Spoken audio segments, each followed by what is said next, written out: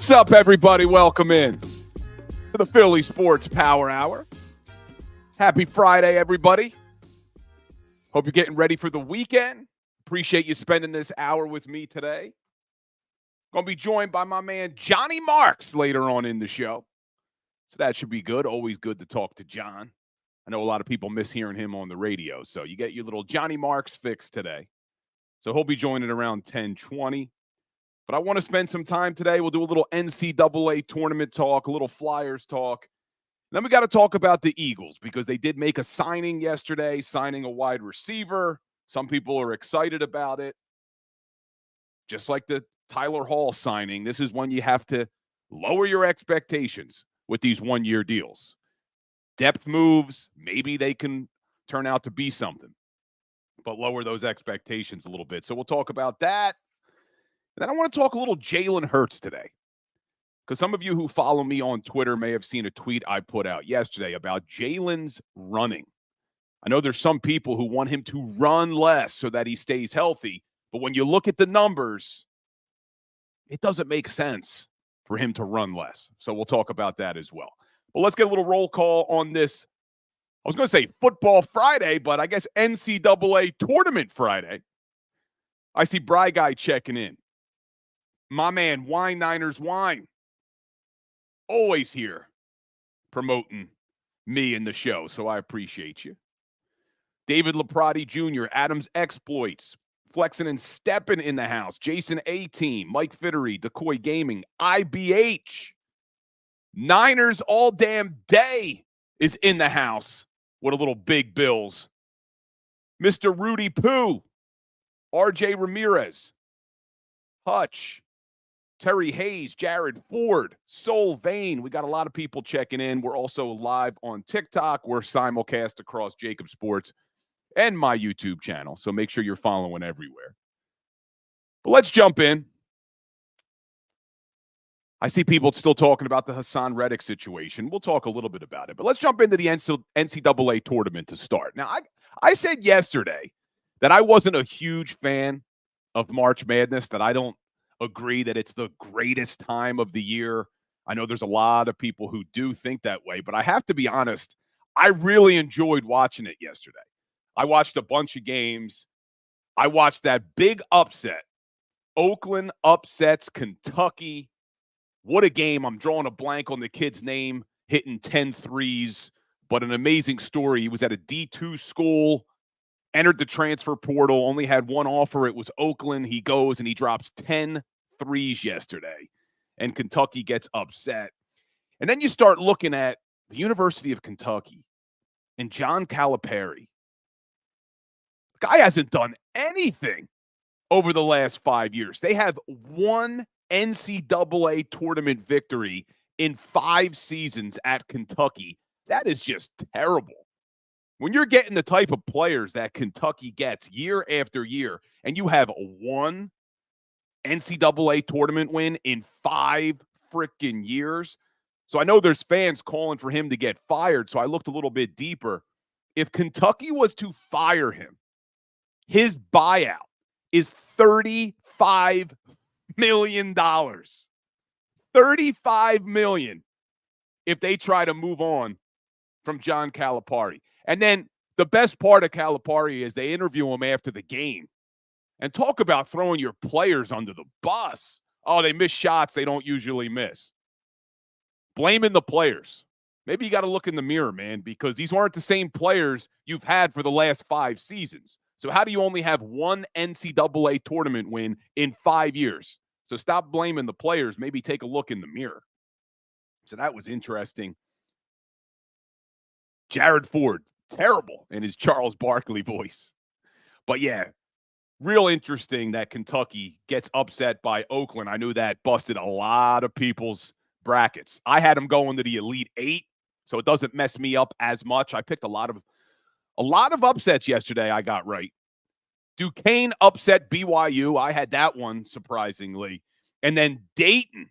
And I have Dayton going far. Dayton almost loses to Nevada. They were down 17 points in that game, and they go on a 17-0 run to tie it and then eventually win it. So I see Bobby Red Zone on TikTok saying Kentucky can't fight through screens to save their life. But don't you think that's coaching, Bobby? I mean, when you have a guy like John Calipari who's supposed to be that great of a coach, that he gets a lifetime contract from Kentucky, shouldn't he be able to coach these guys up to be able to fight through screens? So I'm into it, though. I'm watching it this year. So we got more games today. It is exciting. You got stuff to watch all the time. And I got YouTube TV. So I don't know if like Xfinity or Verizon Fios does this, but the cool thing about YouTube TV is they put up the quad box. So you can watch all 4 games at the same time, and you can pick which one you hear the audio from. And then if you want to zoom in on a game, you just click on it, and then it takes you to that game. And then if you hit the back button, it goes back to the 4. So I don't know if the other cable networks do that, but it's pretty cool being able to watch it on YouTube. YouTube TV, I mean. But anyway, so that's it for NCAA tournament talk. Flyers with a big win, not a big win, a big point last night, I should say. A big point last night. So they had to go down to Carolina. Carolina's got a really good team. Could be the first round matchup if the Flyers are able to sneak into these playoffs. But they go down to Carolina. They're down 2-1 in the third. They get a big goal to tie it up. And then they go to overtime. They lose in overtime, but that point was a crucial point. There's only 12 games left to play. They're still sitting at that third spot in the Metro. They're now 4 points up on the Capitals, but the Capitals still have 2 games in hand. I don't know when they're going to catch up. They pretty much have been 2 games behind in games played for the last few weeks. And they're 6 points up now on the Islanders with only a game in hand. So that is good. So things are looking pretty good, but then Coots gets benched again. Sean Couturier was benched again yesterday. So I don't know how I feel about this. I don't think I like the fact that you're embarrassing your captain. I think there was a better way to do this. The guy's battling back from a serious back injury. If you thought he maybe needed a couple days rest, why couldn't they just sit him down and say, look, he's battling back from a back injury. We want him to be conditioned for the final stretch run. So we're going to sit Coots down. We think it'll be good for him to rest a couple of games. Why do you have to embarrass him? Why will Torts not talk about it? See, I just don't I think you could have done this in a way where you're not embarrassing your captain. You're not embarrassing a guy who's been with the team, who does give it his all. Like, that's the thing for me. If you're going to bench a guy, usually you're benching a guy. You're making him a healthy scratch because he's doing something wrong. He's not giving full effort. Now, if it's a younger guy and he's just not playing well, that's fine. But you're talking about your captain. You're talking about a guy who is giving it his all. I think they could have done this in a way not to embarrass him publicly, and that's what I don't like about it. But this is Tortorella, so you got to take the good with the bad. Torts has his team playing better than anybody could have expected. So I guess you got to take the good with the bad, but I don't love the idea of embarrassing your captain. So Fly Guys are back in action tomorrow against Boston, then against the Florida Panthers on Sunday. So they got a couple tough games coming up. I'll be in the building on Sunday. I'm looking forward to that one. So 6 o'clock start on Sunday. They play 1 o'clock tomorrow because I'll be on the Fanatic leading you all the way up to the game from 9 to 12:30 before they go over to the broadcast for the Fly Guys. And then Sunday, 6 o'clock start. But let's talk about the Eagles. Because like I said, Johnny Marks will be joining the show in about 10 minutes. So I want to talk a little Eagles. So yesterday, the Philadelphia Eagles made another free agent acquisition. They signed wide receiver Paris Campbell. He's 26 years old. He'll be 27 in July. And you could see what the Eagles are trying to do here. They're still looking for that third wide receiver. Who's going to be that wide receiver 3? We've been hearing for 3 years now, Quez Watkins. Quez Watkins adds so much to this team. Well, finally, it looks like the Philadelphia Eagles have realized. Finally, they've realized that Quez Watkins is not the answer at wide receiver 3. They realized that midway through the season last year. That's why they brought in Julio Jones. Unfortunately, though, Julio Jones, 34 years old, didn't do much last year. In 11 games, he had 11 catches, 74 yards, 3 touchdowns. But Quez Watkins wasn't the answer. And we kept hearing about his speed. Well, what bothered me was if he was a guy who literally had the speed to take the lid off of a defense like we kept hearing from Sirianni over and over and over again, well, then how come you saw his average yards per reception drop so significantly?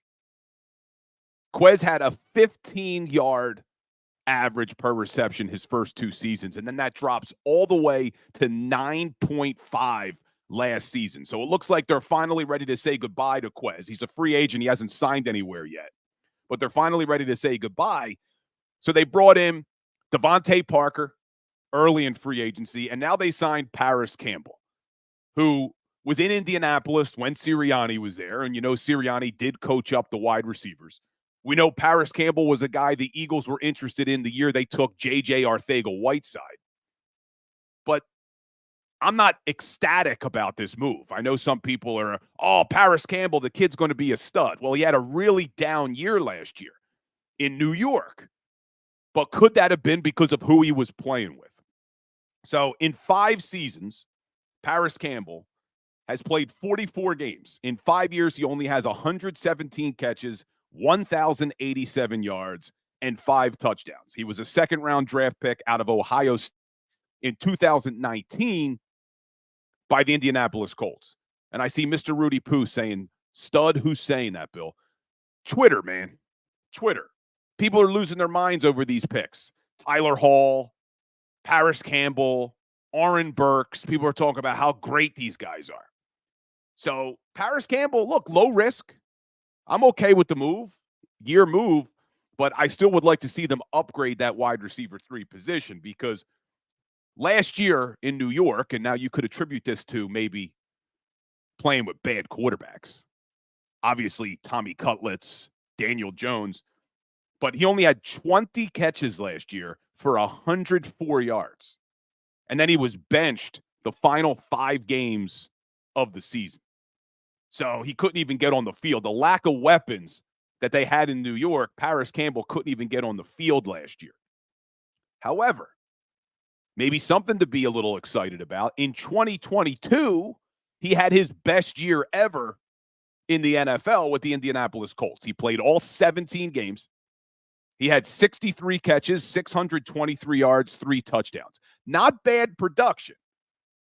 If you could get that kind of production from your third wide receiver, that'd be great. I just don't know what this guy's going to bring.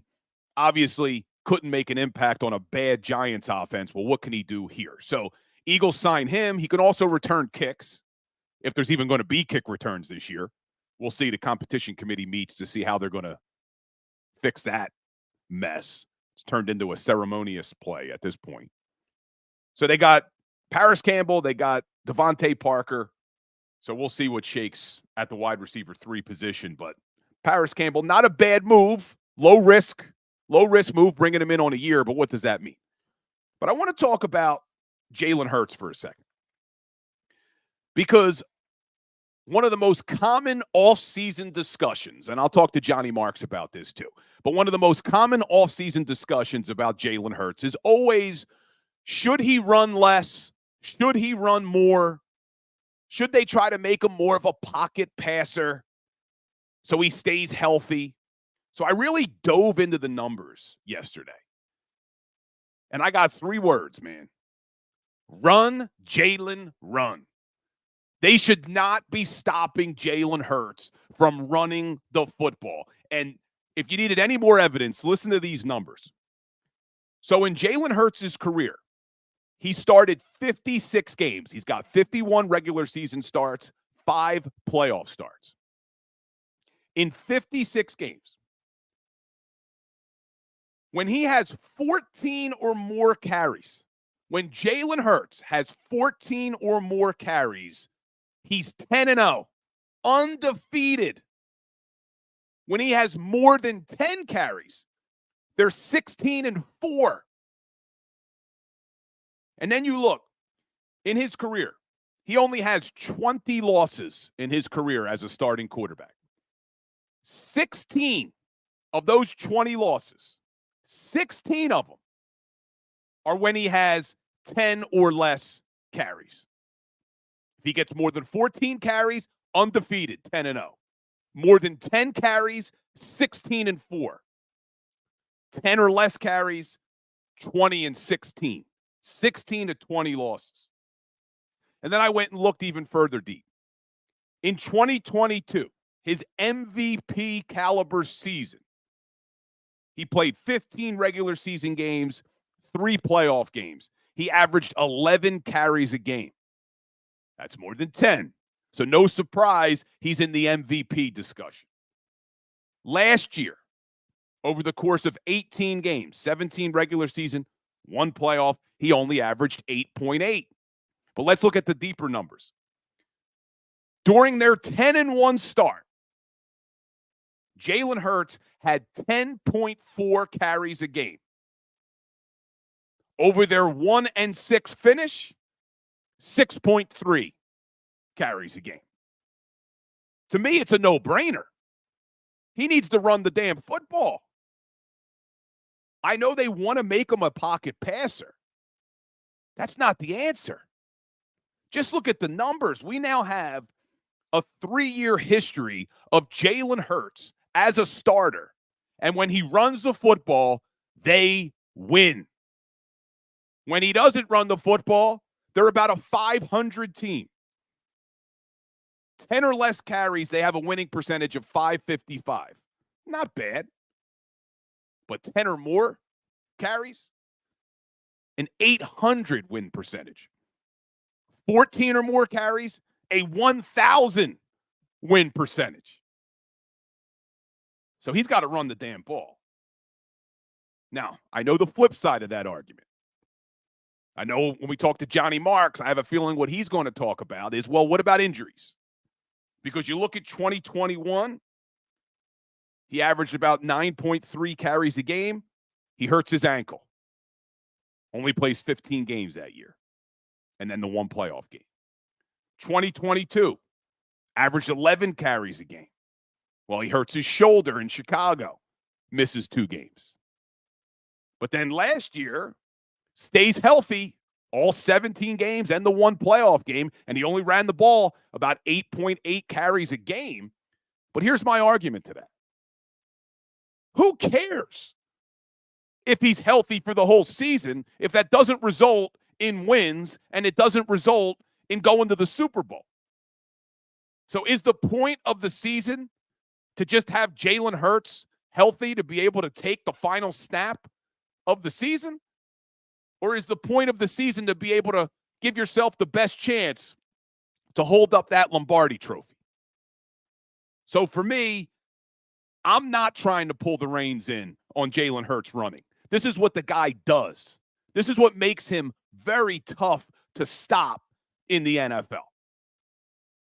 So this year, I know we were worried about his knee. He didn't look the same. He didn't look as explosive about midway through the season. But I think if this Philadelphia Eagles team is going to do anything in 2024, they got to take the reins off of Jalen Hurts.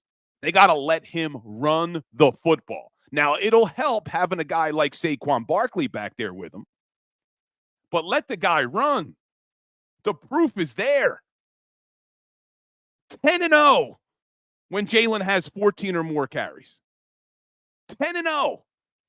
Now, I see Slagger saying he disagrees. He needs to run smart. Chuck Hutton, none of this matters if the D sucks. Probably right. But when you look at the numbers, and I know some people are saying, oh, these are just analytics. Numbers sometimes can tell you how things have played out. How do you explain that Jalen Hurts and the Philadelphia Eagles are 10-0 when he has 14 or more carries? How do you explain that? So he needs to run the football. So we'll talk more about that with Johnny Marks coming up after the break. And I see Box Up Vinny saying he's been shouting this from the mountaintop since week 1. It took you to offseason to figure out running the ball is what we should be doing. Well, no, at Box Up Vinny, if you follow me, I've been talking about this for a while.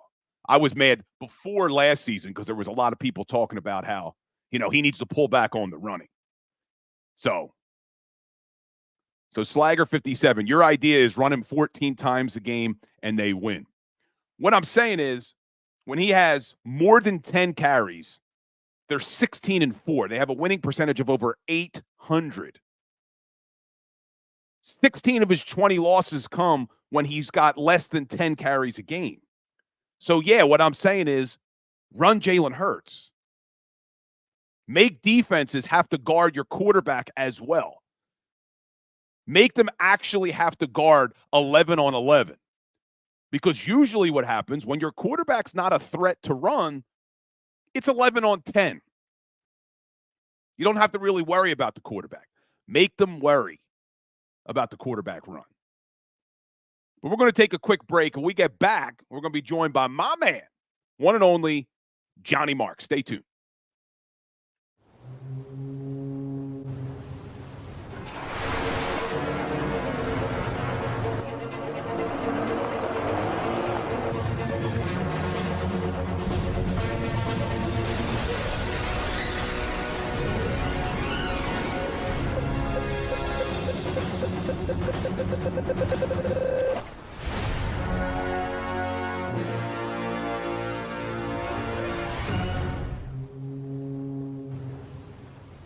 Imagine for a moment that you went to work today and when you came home, you were catastrophically injured. Your life and your family's life. That's what happened to union construction worker Mike Little. I was scared of what the end was going to be, but to be 100% honest with you, I knew I was going to be all right just by talking with Brian. In my heart, I just knew everything was going to be all right. Call the firm and find out why they say, "We got this." Call 215-458-2222.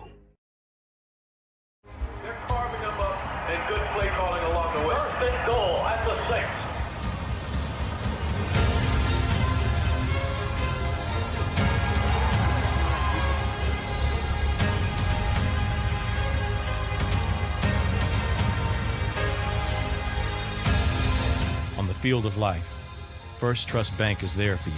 Champions on 3. 1, 2, 3. Because Philadelphia dreams deserve a Philadelphia bank. Underdog Fantasy is the easiest place to play fantasy sports, and certainly the easiest when you're watching the NBA. And the NBA playoffs are almost here, and you can win money making picks. What are you waiting for? Sign up on UnderdogFantasy.com and use the promo code WIN.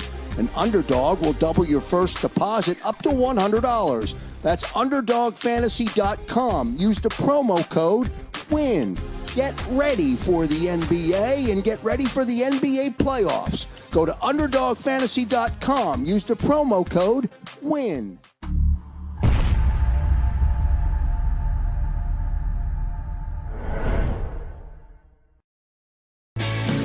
Hi everybody, my name's Jason Lombardi. I'm an inspector at DryTech. At DryTech we offer three major services, the first one being basement waterproofing. The second service we offer is foundation and structural repairs. And then the third service that we offer is mold remediation. If you feel you are having a waterproofing issue, give DryTech a call or check us out online.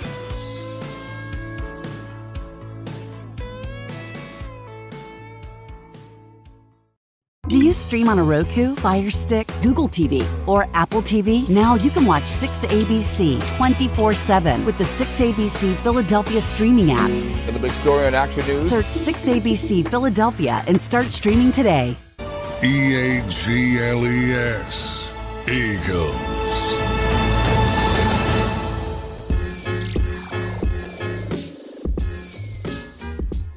What's up, everybody? Welcome back in to the Philly Sports Power Hour. Getting ready for the weekend. And what better way to get ready for the weekend than bringing on my man, the one and only Johnny Marks, joining the Power Hour. What's up, John? There's not a better way to get ready for the weekend than me. Well, I would argue that, but thank you. Thank you, Bill. What's up? How you feeling, my brother? I was just actually sorting laundry. I lost track of time. I knew I was supposed to be on with you about this time, and I was sorting a mountain of laundry. So that's how I'm doing. Doing the laundry. That's folding the laundry is the chore I think I hate the most. Maybe doing the dishes, but I don't know. Folding the laundry is always a pain in the ass, man.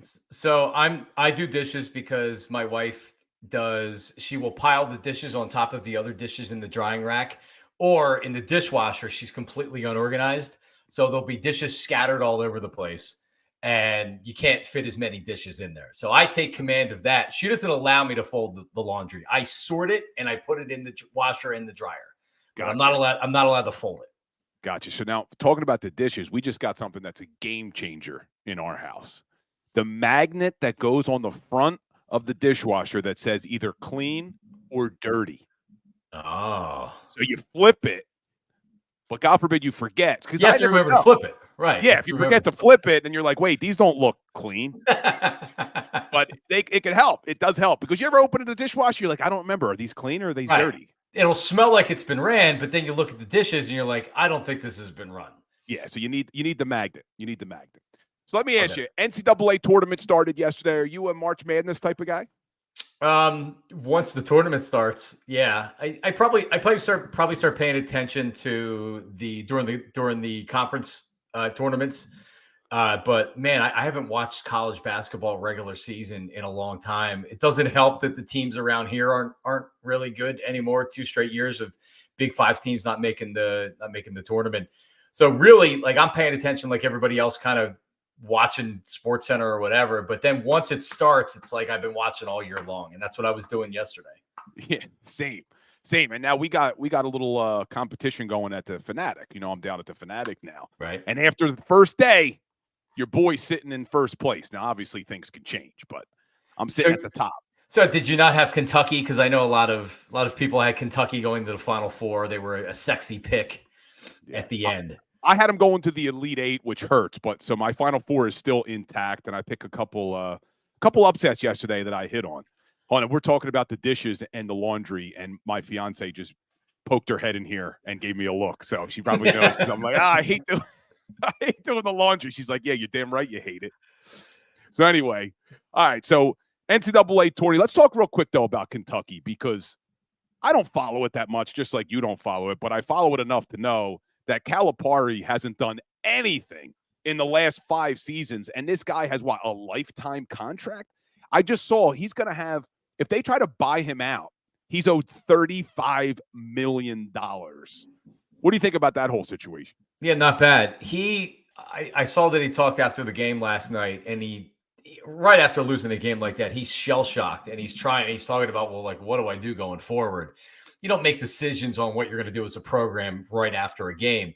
But some of the things that he said was interesting, which was like, look at the freshmen they have, look at the sophomores they have. They have young teams because they recruit so well. They're getting younger players. But then you look at some of these other teams, in particular last night, they're playing. There's a 24-year-old that was mowing down threes last night. So sometimes you're facing a team, in particular in the tournament, you're facing a veteran team where you have grad students that are there playing 1 year because they want to play a year. You know, the NILs have changed everything so much in college basketball. I heard an interview with Jeff Goodman. Now he's of Stadium, but longtime ESPN college basketball writer. And he was talking about how guys like Tom Izzo of Michigan State didn't want to buy anybody in the NIL, in the NILs, in the transfer portal. And you saw the team that Michigan State had this year. And it's like, if you don't adapt, and this goes for college football as well, and it's probably one of the reasons why Nick Saban wanted to get out. Yeah, I saw Saban, and he did an interview with ESPN.com, and he had said that after they had lost in the semifinal, that the kids are just different now. They're asking, how much playing time am I going to get next year? How much money am I going to get? Essentially, all these players are on 1-year contracts. They can transfer anywhere after a year. Yeah. So if they're on a 1-year contract and they can get paid, now they're out there shopping themselves around. So if they say, hey, if I'm not a starter or you're not guaranteeing me playing time, I'm going to go look elsewhere where I can start and I get paid more money. Changes everything. Yeah, they got to step in. I'm happy that the NCAA doesn't have the control over these kids like they used to, but they got to do something because it's really like the Wild West now with the NILs and the transfer portal. So they got to do something to fix that, but we'll see. But let's talk some Eagles. Let's talk some Eagles for a second. So you and I haven't had a chance to talk, I don't think, since any of these free agent moves have been made. So what do you think so far at the start of this offseason? Because there's still a long ways to go. Well, the first wave is it has done nothing but really encourage Eagles fans, because if you're, I would say, an average Eagle fan was extremely disappointed with the way this season ended and probably still had a bad taste in their mouth as we entered free agency. I know that's how I felt. I hate the Eagles, fire Howie Roseman, but I was also like, right? Like, oh man, the defense is old. They need players on defense, and like Jalen Hurts and AJ Brown. And then very quickly, Howie Roseman, in the course of a week, took that bad taste out of people's mouths, and now you actually feel encouraged again that this team, maybe they are at the top of the NFC, and I believe they are. And Howie has shown that in a short period of time, he can take an existing roster and he can tweak it and he can add to it easily, and it's what he did. I don't believe Saquon Barkley is necessarily a boom or bust signing. It's a 2-year contract. It could be longer, depending on how he produces. He probably gets a new contract, or they redo the numbers after 2 years. But I think Saquon Barkley is going to be fine. I think he's going to be good. But if nothing else, what Howie Roseman showed was they believe they're a Super Bowl team. The window is wide open. And on offense, adding Saquon Barkley is just to get Jalen Hurts back to the Jalen Hurts we saw in 2022. Because if we don't see Jalen Hurts second half of the season 2022 or Jalen Hurts first half of the season 2023 in some of those games, Eagles aren't going to the Super Bowl. They're not winning the Super Bowl. So they still have a little bit of work to do. I'll be curious to see what they do in the draft. They still need some corner help. But so far, so good. Howie has really, really helped the team. And he still has cap room left. They're still flexible and have extra draft picks. They have that extra second round. So far, so great for Howie and the Eagles. And I want to talk more about the defense in a second, but you bring up Jalen Hurts and trying to get him back to the 2022 form that he was. I had you on my other show, Legal Hands to the Face show, before last season. And one of the things we talked about, because you had been talking about this on the radio, was that you wanted to see Jalen Hurts run less because you wanted him to stay healthy. So I went and looked at the numbers, and before you joined the show, I was looking at this because there are still people talking about, should Jalen become more of a pocket passer? Should he get back to running? So I want to give you some stats that I just looked up. When Jalen Hurts has more than 14 carries, 14 or more carries, the Eagles are 10-0. Wow. When he has more than 10 carries, they're 16-4. He's only had 20 losses in his career. 16 of those 20 losses have come when Jalen gets 10 or less carries. And you look at last season when they had that quote-unquote collapse. 10-1, he's averaging over 10 carries a game. 1-6, he's averaging 6 carries a game. So now that you've kind of seen Jalen running the ball in 2022 and Jalen kind of not running as much in 2023, have you changed your opinion about what you want to see from Jalen Hurts? No, and I would say the devil's in the details. How many of those carries were tush pushes or short yardage situations or whatever? But to your point, the more he was a part of the offense in the running game, the more success that they had as far as winning games. I'll say this, that what you saw the second half of the season last year with them saying, hey, we're going to blitz Jalen Hurts, and he's going to struggle with it, that's not going to stop. It's only going to get even more intense. Now, the Eagles need to adjust to that. And last year, Brian Johnson and Nick Sirianni on the fly during the season had no adjustment to it.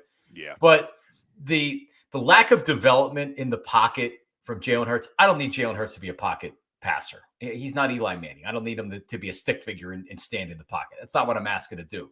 But he does need to be more comfortable in the pocket. And the thing that really impressed me in 2022 was how he had a knack of maneuvering around in the pocket, having a good feel for where the pass rush was, and really confidently delivering the ball. Last year, there was no confidence at all. So I guess to your point, Bill, we need to see a confident Jalen Hurts out there. Now, was that because he was injured and he couldn't run? He just didn't have confidence throwing the ball. And I think that was pretty clear when you watched him the second half of last season. So if you want to run him more and you want to make that a part of the offense, that's fine. He's also got to be able to stay healthy. Yeah. So he didn't miss games last year because of this knee injury, but everybody agrees that it affected him at least to some extent. So even if you don't miss games, it can still affect your play if you're running. And I think Jalen, and this is also the big thing, I think Jalen wants to run the ball less, because when you look at a quarterback and the progression of a quarterback, normally at each year that you get away from coming into the league, you develop more as a passer and you need to rely on the run less. So I'll be curious to see what they do this year. And we saw that with Donovan. When Donovan came into the league, he was running the ball a lot more, and then he started to slowly develop into more of this pocket passer who could run. And you see that with Mahomes, too. I mean, Mahomes is so damn good, but not because he has designed runs, but because he can make plays with his legs when things break down. But I'm just hoping Kellen Moore doesn't come in here and try to get Jalen to stop running the football, because I do think they have a lot of success. And you mentioned the tush push. Well, it doesn't look like the tush push is getting banned, which is a good thing, but there's no Jason Kelce now at center to do it. How much do you think the tush push is affected without Kelce? We're going to find out, huh? Yep. Yeah, Kelce talked about how he would scream for his life during those tush pushes because of the toll that it took on him. Yeah, I think it's a legitimate question. I think that the Eagles are going to be fine with Cam Jurgens coming over and replacing Kelce. Kelce, he was still very good last year, but he also wasn't maybe the same player that we had seen in recent years. So I think they're ultimately going to be fine. But as far as the tush push, we really don't know. Now, Kelce also was undersized for a center, so it's not like that he was this big fat center that you could rely on. And Jurgens is 50 pounds lighter.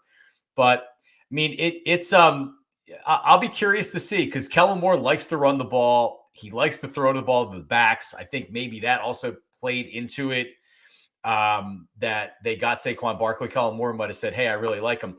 But here's another reason why I think they signed Saquon Barkley. It gives the fan base some sizzle, right? Yeah. It's a sizzle signing to where the Eagles are going out of character and getting a running back and spending money. I was surprised that they spent top of the market money on Saquon. Howie's notorious for waiting it out a little bit, knowing that the player wants to come here and saying like, all right, your market really didn't develop, so here, we'll give you 2 years and $20 million. That didn't happen with Saquon Barkley. They went out, they made sure they got Saquon Barkley. And I think that was important to the Eagles because of how last season ended. And they wanted to get that bad taste out of fans' mouths. And Saquon's going to help do that, at least before the season starts.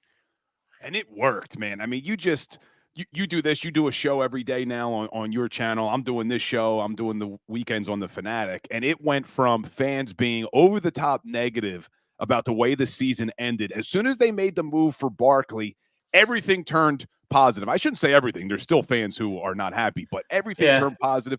They're doing Eagles chants at the Flyers game. You could just see it. People are wearing their Eagles gear again. So it worked in getting that bad taste out of everybody's mouth, and now everybody's excited. But I think something that could maybe bring that bad taste back is going to be depending on what happens with Haason Reddick. And I know you were on Birds 365 earlier this week, and I agreed 100% with what you said about if this is truly a Super Bowl year, if you're trying to win a Super Bowl, well, why are you going to get rid of arguably your best defensive player? What do you think happens with the Reddick situation? I think he's gone, and the fact that they moved that roster bonus back to April 1st, they're trying to look for a trade. If they want to trade him, fine. All right, then you can trade him. Don't give me a 4th-round draft pick for him. You're only getting him. Here's the problem with his value, and I'm sure you've talked about this, Bill, is that he has 1 year left on his contract, and he wants to be paid not like Myles Garrett, but close. He wants $25 million a year. He wants $75, $100 million guaranteed. The top of the line edge rushers, that's what they get. Haason Reddick's not going to get that. Teams don't want to give Haason Reddick that money and trade for him and give up a high draft pick. So you have teams that are saying, "Hey, we'll talk to you in free agency, but we're going to trade the 2nd-round draft pick and giving you a new contract on top of that. We'll wait. If you want 25 a year, we'll wait, and we won't give you anything." Look at Brian Burns. The Giants only gave up, what, a 2nd and a 5th? 2nd and a 5th, and they gave him $150.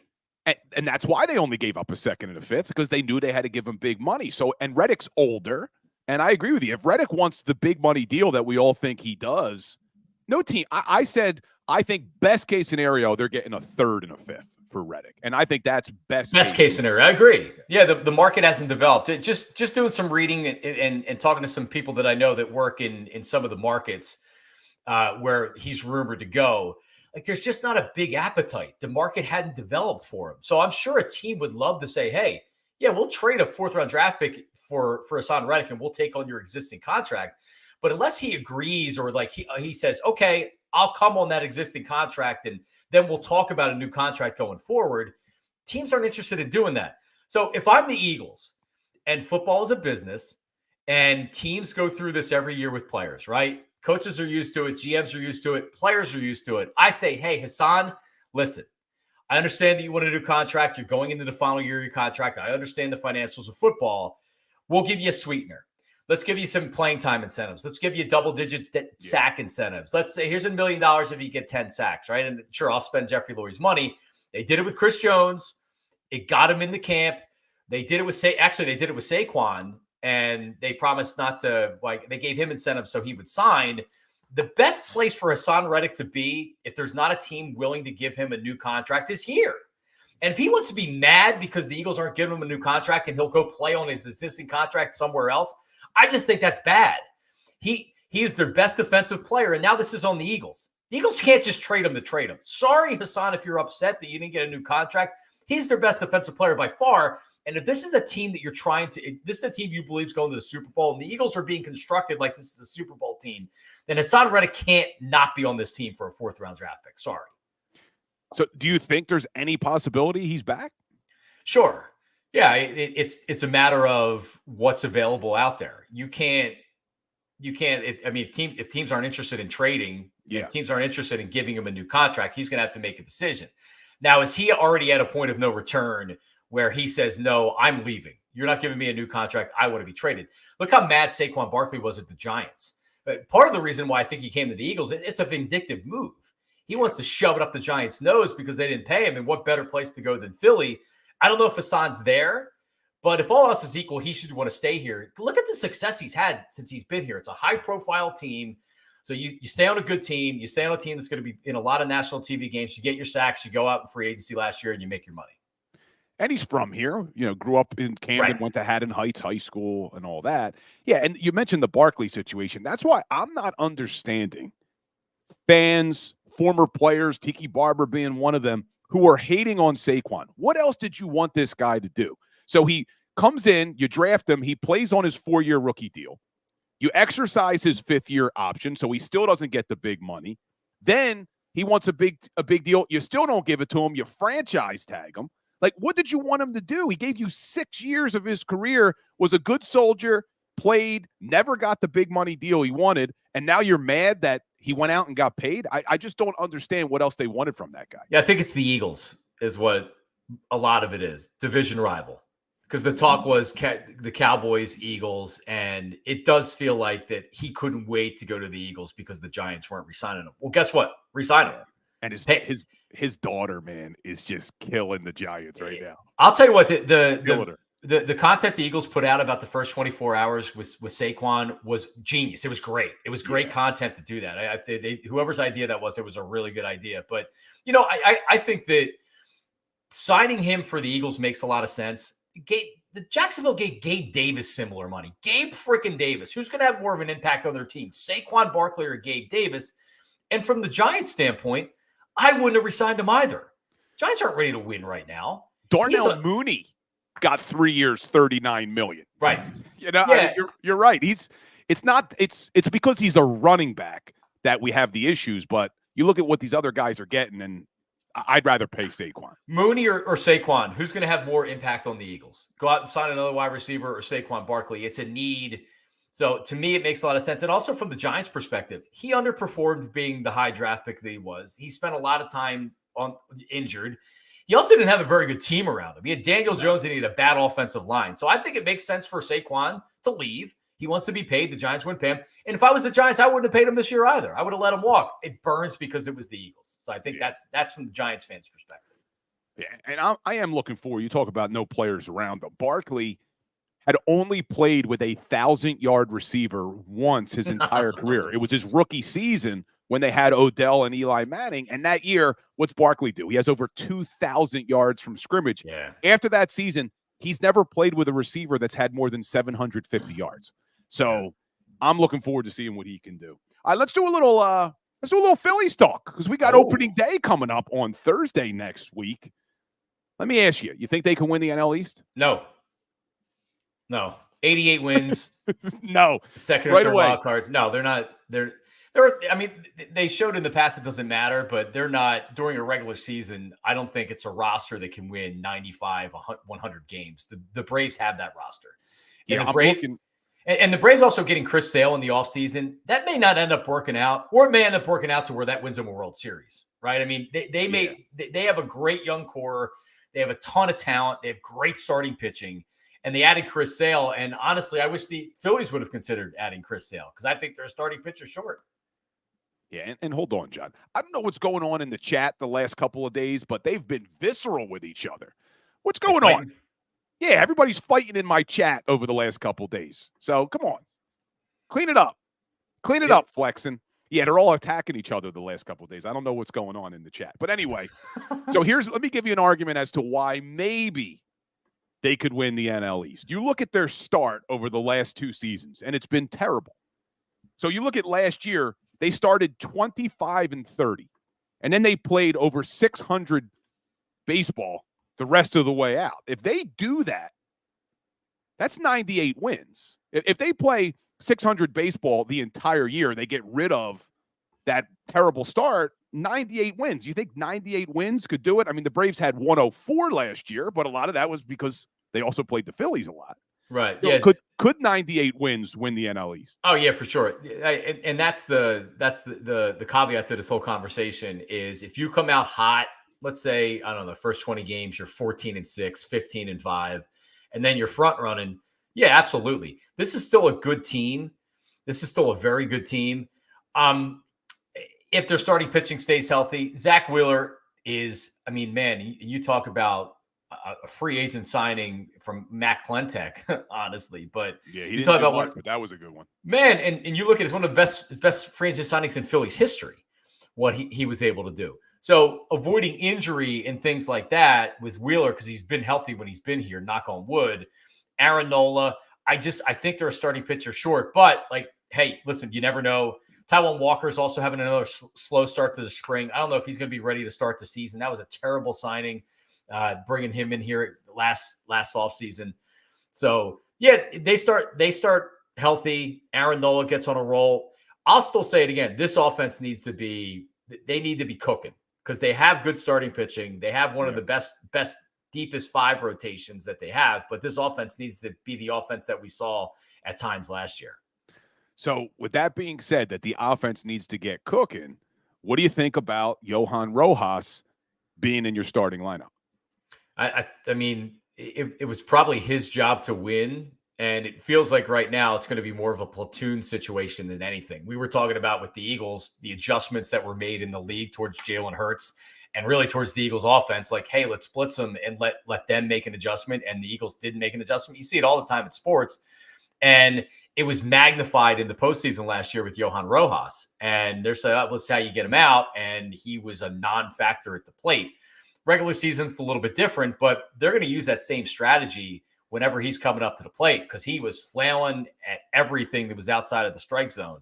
So I wouldn't be surprised if you see some Whit Merrifield in left field and Brandon Marsh back in center field. I like platoons. I like when you don't necessarily have the same 3 guys out there. So Schwarber may get a start occasionally in left field, but you'll use Marsh, you'll use Whit Merrifield. And guess what? If Rojas is up there and he's hitting, then you don't need to worry about it because you can put him out there every day. But I do think that they have some backup plans to not play him every day. So I think he's like a part-time starter, depending on how he plays. Yeah, I know there's some people saying, hey, start him out in AAA. I don't want to see them do that. I'd like them to be on this roster, but we'll find out. Hey, I mean, people make the argument he's so good in center field that it doesn't matter what he does at the plate. And I'm starting to agree with that only because you look around that lineup. If they're losing games and it comes down to Johan Rojas's bat. Yeah, you got a problem.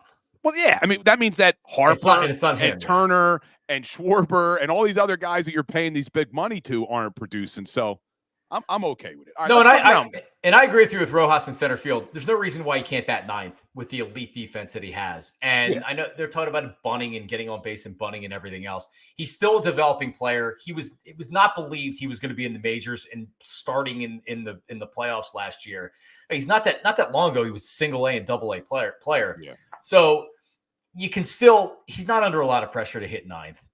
So I would keep him in the majors. And if he's really, really bad and he's proven that he can't hit major league pitching, you can always send him down. But I love the defense. I love the speed.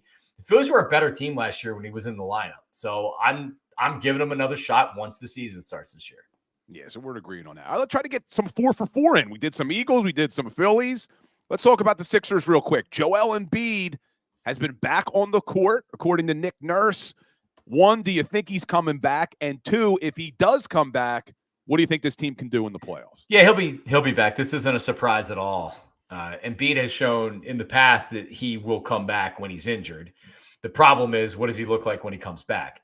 Big 7'2", 300 some odd pound guys, they can come back, but he plays 20, 25 minutes a night. He gets gassed at the end. So he'll get in. I don't know how many games he's going to get before the playoffs start. The problem is, if they're a play-in team, you got less than a month. You got like 3 weeks until the play-in games start. I think the playoffs would start on April 20th if they're not a play-in team.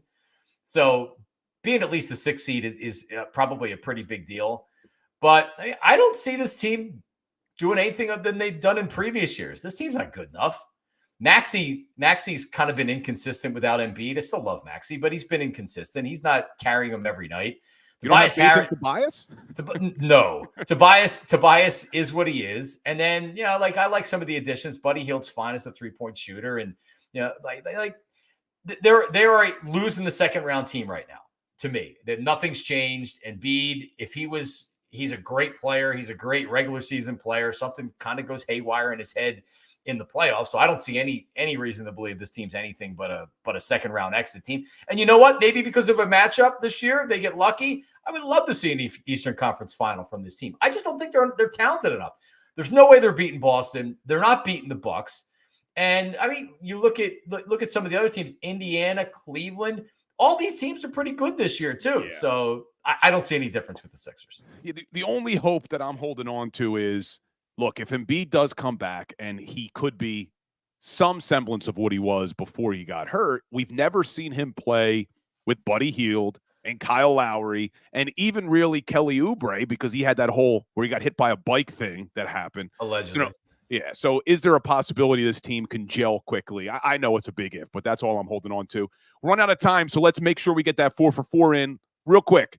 Couturier benched the last 2 games by John Tortorella. How about that? What do you think about that? I was just actually on my YouTube show at night. Delco Steve, my producer and co-host, was filling me in that Tortorella obviously not a big fan. Man, I don't know what to say. I wonder if the organization and Tortorella are on the same page with all of this, because in modern day sports 2024, if the coach and the front office isn't on the same page, then it's over. Right? Like you need to be on the same page with the organization. So I don't know. I don't know if this is a Tortorella thing where he just doesn't like him or he's at odds with the organization. I don't know. I've been saying on the show, this is what you get with Tortorella, right? I mean, this is how he is. Correct. But at the same time, you could have done this differently to not embarrass your captain. And it's not as if Couturier doesn't give it his all. Like if he's just not playing up to the ability you want him to play, you could have figured out another way to sit him down without embarrassing him. It's not like the guy is out there, going through the motions or not practicing hard. So that's what I didn't like about it, but we will see. What do you got planned this weekend, my brother? Anything good? What do I have planned this weekend? More laundry? Easter egg hunt tomorrow night. Oh, nice. A 2-year-old's birthday before that. So that's about it, man. Watching. Yeah. I'm headed up to Parks Casino in a little bit. I'm going to watch some of the games up there. Check out their sports book up there. So I'm going to head up to there for a couple hours. Should be fun. Awesome, my man. Well, it's always a pleasure when we get to hear from Johnny Marks again. Hopefully we'll be hearing from you a lot more in the future. I know maybe you got some things in the works, so keep us updated. Keep us updated, my man. We'll do that. Thanks, Bill. All right, have a good weekend, brother. Johnny Marks joining the show. Always fun to be able to talk to John. I know a lot of people miss hearing him every day on the radio. I do. So good to see him. But a little today in sports history, the way we end every Philly Sports Power Hour. March 22nd, 1989.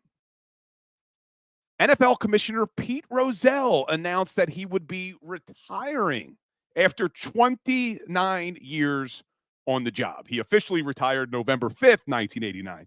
But on March 22nd, 1989, Pete Rozelle announced he would be retiring after 29 years, and the NFL saw explosive growth. Explosive growth under Pete Rozelle. They went from 12 teams to 28 teams. He created Monday Night Football. He oversaw the 1970 AFL-NFL merger.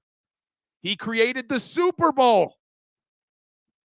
I could not even read his other highlights and just say he created the Super Bowl, and you would know Pete Rozelle had a huge successful career as commissioner. He expanded the schedule from 12 games to 16 games, and he was inducted into the Pro Football Hall of Fame in 1985. He was then succeeded by Paul Tagliabue. Tagliabue. Man, that's a tough one to say. Paul Tagliabue. I've always said it and heard it in my head, but I never say it out loud. Paul Tagliabue. Anyway, and then Tagliabue, when he retired, he went over to Roger Goodell. And I see Transistors then not a fan of Roger Goodell. But Pete Rozelle was a good commissioner. And look, a lot of times the commissioners, that's where we direct all of our hate. But even Goodell, you got to say, if you're an NFL owner, you're pretty happy with Roger Goodell. I mean, the revenue was at an all-time high. The NFL has never been more popular than it is right now. And now with all the streaming services and all that freaking money they're bringing in. So, but March 22nd, 1989, NFL Commissioner Pete Rozelle announced his retirement after 29 years. Appreciate everybody here for the Power Hour. Check me out this weekend on 97.5 The Fanatic, 9 to 12, Saturday and Sunday in the morning. Hope everybody has a great weekend. Hit that like button on your way out. Make sure you are subscribed to the JAKIB Sports Network, Bill Colarulo Philly Sports Talk, and I'll see everybody on Monday. Have a great weekend.